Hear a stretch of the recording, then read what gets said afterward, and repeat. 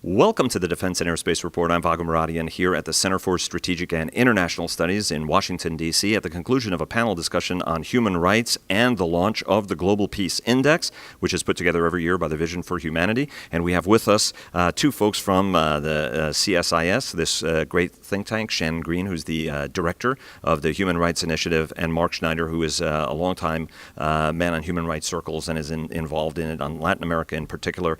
Thank you very much both for joining us. Shannon, I want to start with you. What were your takeaways?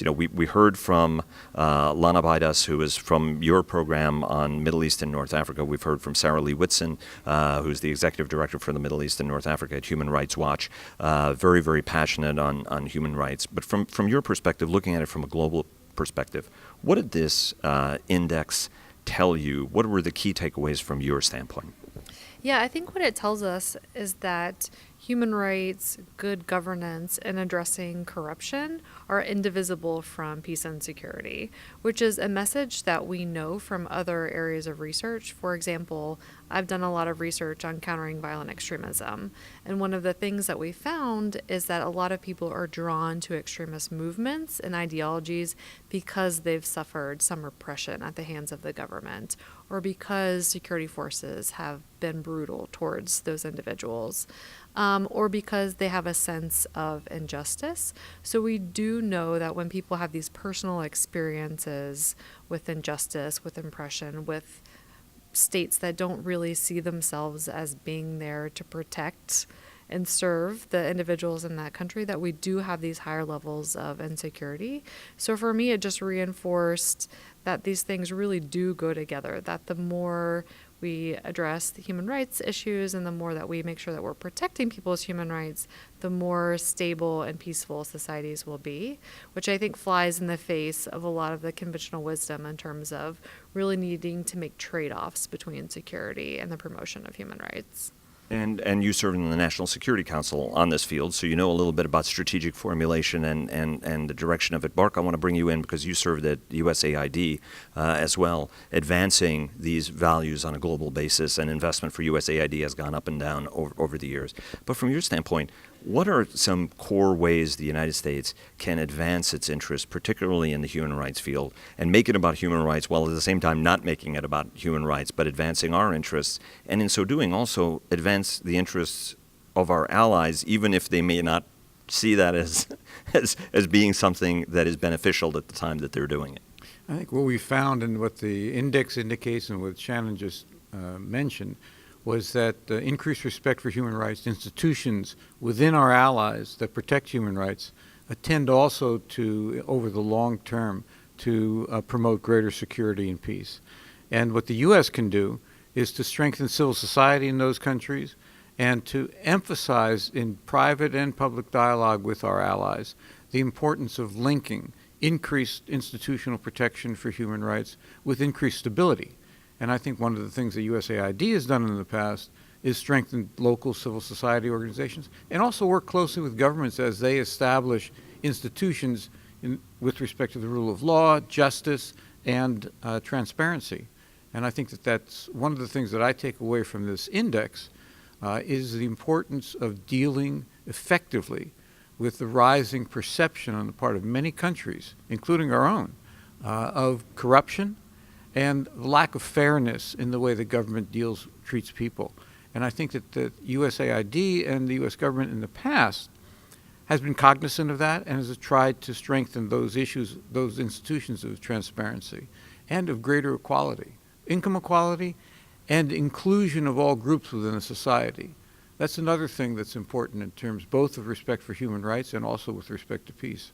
I want to take to both of you to comment on what the president's proposed budget would do to those programs. Let me start with you, Mark. What do you think the impact will be, given the depth of the cuts that are being proposed, particularly the State Department's, both its base budget, but also its foreign aid budget, in terms of, and as Mike Mullen said here last week, former chairman of the Joint Chiefs of Staff, like when you cut the State Department program, you're largely cutting people because there aren't the sort of the amount of excess money that potentially the Pentagon has. Putting it bluntly, it would be a disaster. It would be a disaster for U.S. interests and values, and it would be a disaster for U.S. national security because what it does is it limits the ability of the United States to impact in those countries in ways to prevent conflict. By strengthening civil society, we help to prevent conflict. And the fact is that if we're going to walk away from that, then as now Secretary Mattis said, you better buy more ammunition. The reality is that we need to have a foreign policy that engages both with what we used to call soft power, that is strengthening our assistance for governments and institutions in other countries, as well as for equitable growth in those countries and greater income equality. Shannon? Yeah, I mean, I agree with Mark that it would be devastating. And one of the things I want to point to is the fact that we have had this proliferation of civil society over the last decade or two. And what that means is that people, citizens, are holding a lot more power than they used to in the past. So I think the Obama administration and before that the Bush administration realized that it wasn't enough to just build relationships with government elites and with the military. They had to reach out to and reach into society at large, knowing that at some point those people, those civil society actors, journalists, even the private sector, were going to wield some power and some influence. And we wanted to make sure that those people were on our side, and the way to do that is by being on their side. So I think one of the things that it's going to do is severely cut the amount of money that the U.S. government can give to those kinds of civil society groups, and therefore we won't have the relationships that we're going to need. For example, if there are conflicts that start to emerge, we won't be able to reach into those societies and have grassroots actors that can, dampen the potential for conflict. We won't have organizations on the front line of countering violent extremism, for example, and we know that that's the best strategy for addressing radicalization at the local level, is to empower these grassroots actors. And then we won't have the relationships that we need with a broad swath of society in a year, 2, 3, 5, or 10 from now, when the political dynamic changes at the top. And the Bush administration was really tried in its last years to focus on a smart power kind of approach. The Obama administration discussed that. You could debate how successful that was or not. But, from an NSC standpoint, you served on the NSC, the Obama NSC. When the United States historically has taken action against its allies because of human rights. For example, delaying weapons shipments to Egypt, whether it's delays of systems or clearance of capabilities to Saudis, for example, in the midst of the Yemen conflict. It has a tendency of backfiring on the United States. Those allies then turn to us. I've gotten haranguings, as we were talking a little bit earlier, from friends of mine in the Middle East. It's like you threw Mubarak under the bus, you'll throw us under the bus, right? Very important for hereditary regimes that draw their power from who they were born to rather than what their attributes and capabilities are. So one may not be a dictator, but there are certain authoritarian streaks in those cultures, and they look at stuff like that. Oh my God, you threw him under the bus, you'll throw us under the bus. What's the way for the United States to be able to balance this? Saudi Arabia is an ally. We need Saudi Arabia. We may not like Saudi Arabia. There are people in the Bush administration, Obama administration, past administrations, but particularly the Bush administration after 9/11 that were furious with Saudi Arabia. All sorts of actions were taken, and then 15 years later, Saudi Arabia continues on what it views to be its strategic interests, which is advancing its view of Islam, for example, and prosecuting its campaign in Yemen. How does the United States do this? Be true to its values, at the same time it's living in a world, and then when those allies decide to push against the United States, it affects us, our security, our interests as well. What's the balance? What's the right way to formulate a successful strategy that gets everybody, or is it just a quixotic dream that's never achievable?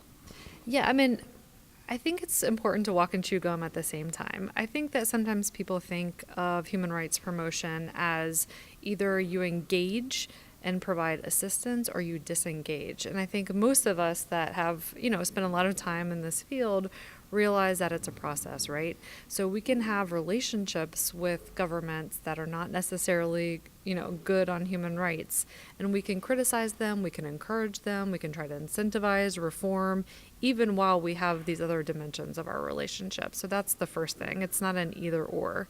The second thing is I think we need to be really strategic in thinking about leverage. So in the Egypt case, for example, the military assistance package was considered to be this big point of leverage. So if we withheld it, we thought, maybe we would get some improvement on human rights. We gave it and we thought maybe we would get some improvement on human rights. In neither circumstance did we get any improvement on human rights, right? So you have to... Well, he went to France, bought weapons from France, and then he went to Russia and bought a lot of weapons from Russia. And continues to crack down, on their society. So I think you have to think about what is it that we achieve, or what are we trying to achieve in our relationships with some of these countries, and what do we get by engagement? Like, are the Egyptians, for example, better on counterterrorism? Are they executing an effective counterterrorism strategy because of their relationship with the United States? What do we achieve by continuing that kind of relationship? And then what are the downsides in terms of the credibility of the United States amongst the populace? Like, I think that's the calculation we need to make, and we need to think about it much broader than just like, we're withholding this number of F-16s and then we give it. In either case, we didn't see it affect the kind of policy that we would have liked to see. Well, Mark, I want to get your take as well on what are the successful instances where that's happened, where the United States has been able to leverage that power, whether that success was in Asia, where you could look at some of the policies from George H.W. Bush, Clinton administration led to a democratization across Asia, but also Latin America, which is one of your focus areas. I was thinking about that, and if you look back at the policies that the U.S. adopted during the period of military regimes in Latin America, we clearly let it be known that we were concerned about human rights violations in those countries, whether it's from Chile, Uruguay, Argentina, Brazil, and in Central America.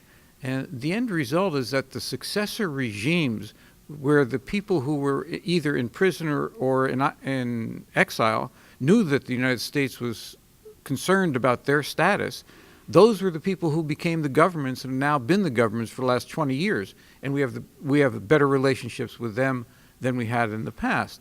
The second is Korea, South Korea. We maintained a military presence in South Korea since the Korean War. But at the same time, we made it quite clear that South Korea's democratization was critical to their own security. And everyone in South Korea understood that. So the fact that we were able to maintain our security interests and at the same time be identified with human rights and democracy, I think has helped us quite a lot and helped South Korea become one of the countries that really is a stable part of U.S. alliance in Asia. The other point that I would make is that when you look at how our military views the issues of U.S. concern for civil society and for reaching out to groups that have been excluded in the past, they see that as essential to their own security objectives.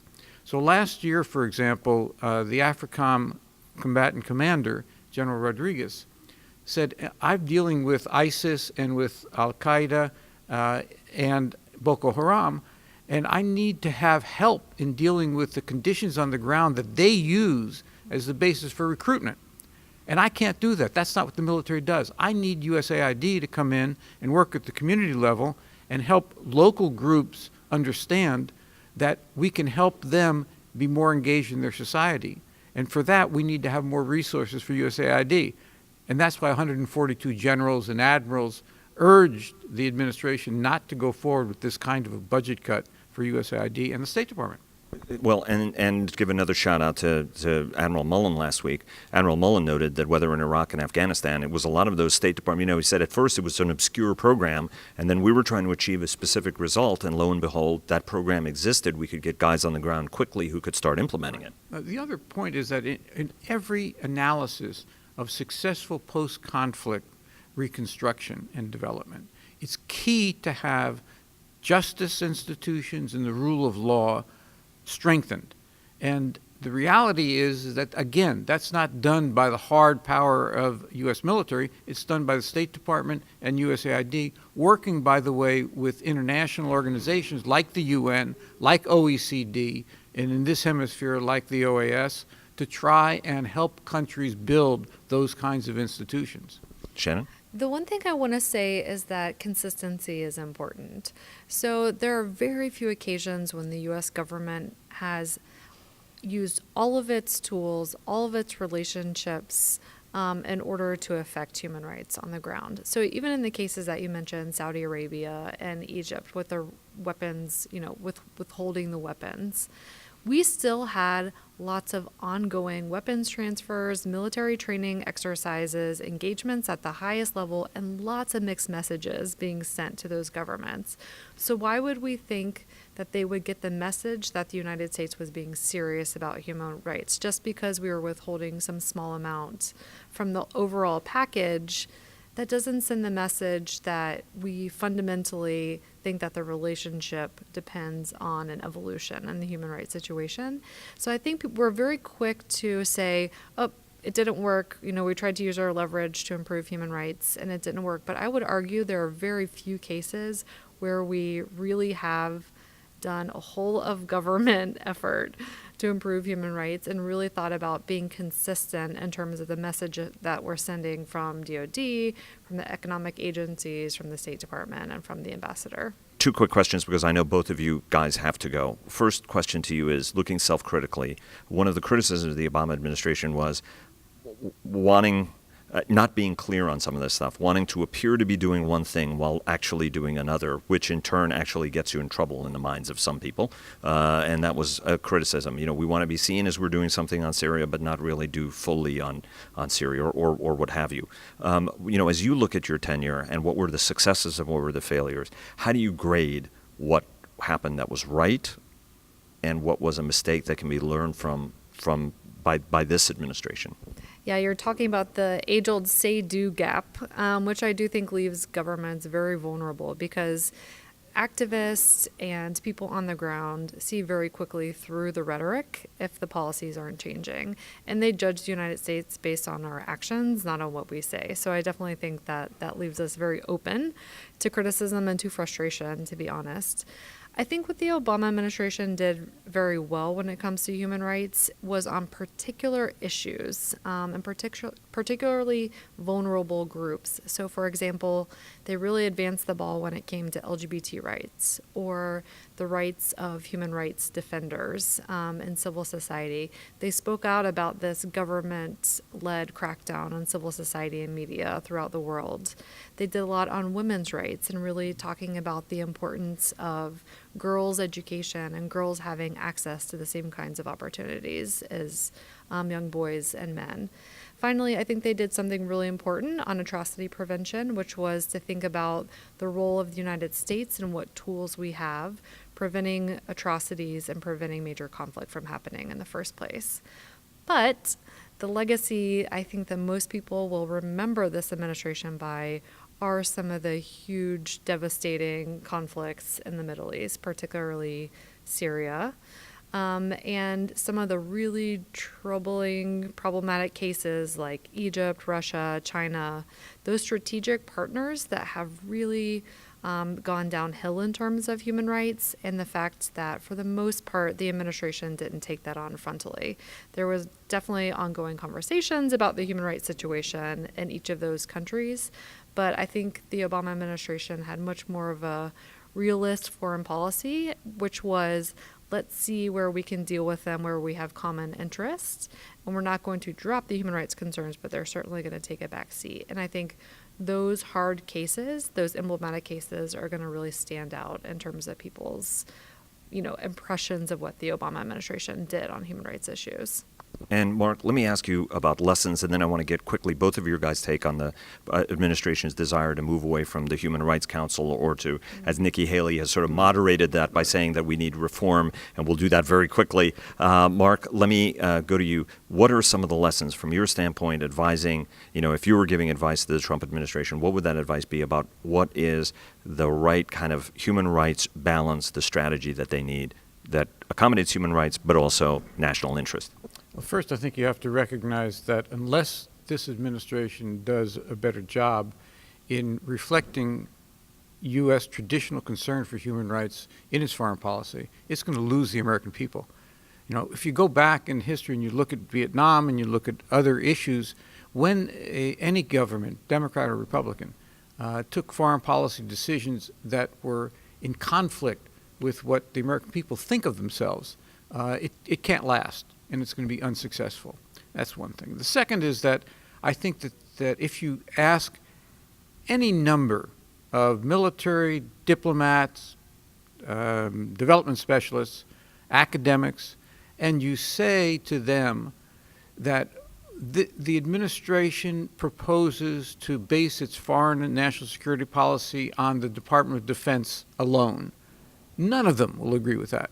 And so my advice to the administration is to recognize that soft power, the work of our diplomats, the work of the State Department, the work of USAID, development professionals in helping countries build their societies in a progressive way is essential to our national security. You don't gain in terms of putting the extremists in a box with dropping bombs on them. You have to strengthen the communities where they're recruiting. So that's my advice to them, is to look at our traditional balance between soft and hard power and maintain that balance. UN Human Rights Council, where do you fall on that? Is it a good idea for the United States to go out? Bad idea? And if they're going to reform, how do you reform? Because I understand the critics of it would say, look, there are all sorts of very bad human rights violators who end up leading this thing. It's deplorable, whether it's Saudi Arabia, China, or whoever. But I think the important thing to remember is that there is empirical evidence that when the United States is on the council, when we are engaged, there are actually more resolutions on the worst of the worst when it comes to human rights abusers, and there are far fewer resolutions on Israel. So yes, it's an imperfect institution. Yes, we need to have some higher standards, I think, for who is on the institution, and we need to make sure that the countries that are in the council are not doing so that they can actually dismantle the human rights norms that the council is supposed to be defending. But if the goal is to reduce the bias towards Israel and to make it a sounder instrument for advancing human rights, you have to have the United States on there. And there have been numerous studies actually comparing the record of the council when the United States is absent and when we're on. And there's no question that when we're on, the situation is much better. No question. I've actually headed the U.S. delegation to the UN Human Rights Council during my past experience in the State Department. And there's no question that when you're there, you in fact are engaged in constant negotiations on these issues, and you have the ability to say the United States fundamentally believes that it's important to do X, Y, or Z, and that this institution should be concerned about those issues. And you're listened to. When the United States is not there, that voice is absent. Do you think that plays in? How important is, last question, how important are these global-based institutions? We're celebrating now the 70th anniversary of the Marshall Fund, when George Marshall, with a very brief, 11-minute, 4-page speech, outlined why the United States had to help its allies. Yeah, I like the length of that. Everybody does. I think right about now people watching this interview are thinking that same thing. But it is, I think, a worthwhile topic, and I wanted to take this opportunity with you guys. But, is there a concern? How concerned are you that the administration is the hostility? There's still, many people in the administration have said the right things about NATO, but at the same time there's concern about NATO. Some critical statements directed toward the EU institutions that were all created for the global rules-based order. How important is that global rules-based order? The Human Rights Council, which Eleanor Roosevelt, if I'm not incorrect, launched, from the bloodbath of World War II, the whole refugee, all of these positive things that have come in subsequent decades, World Food, a whole bunch of things have come from that experience, World War II experience of displaced tens of millions, hundreds of millions of people ultimately. Are you guys concerned, and what's the case to be made for these rules-based orders in a brief fashion before you guys go? Yeah, I think the United States has gained tremendously from that world order that we helped to create in terms of our own prosperity and security. I think it's important to remember who our friends are and who our adversaries are, and I think because this administration thinks so much in terms of deals and thinks more on a transactional basis, that's gotten blurred a little bit. But, for example, European countries, our NATO allies, came to our defense when 9/11 happened. They fought with us, alongside us in Afghanistan. So we have actually benefited a lot. Sure, it's been imperfect, and I understand why a lot of people think, that the United States hasn't gotten a fair deal in some of those institutions. But I think it's time to sort of reaffirm the importance of them, like what we have gained and what we stand to lose if those institutions are dismantled, in terms of it just being a dog-eat-dog competition on the international stage, with countries unfettered pursuing their own interests and forgetting that there's a collective good. I saw you giving a shout out to the Wall Street Journal piece that HR and Gary Cohn wrote. Sir, last word? No question about it. Those institutions have advanced U.S. values and U.S. institutions. And one of the things that I want to emphasize is when you look at the Security Council and the approval of peacekeeping operations, that was one of the areas where this administration seemed to be walking away. You have to remember, other countries pay 3/4 of the cost of the peacekeeping operations, and they provide 98% of the manpower to carry out those peacekeeping operations. They put their soldiers on the line for interests that we think are in our interest, and we don't put, almost no one do we put into those peacekeeping operations. It's a very good deal, and it advances our interests, and it prevents extremist groups from getting control of countries and territories that then might permit them a base to take action against our allies and us. Mark Schneider, Shannon Green, thank you so much for being so generous with your time. We really appreciate it, and look forward to continuing to talk to you guys as events develop. Thank you so much. Thank you. Thank you.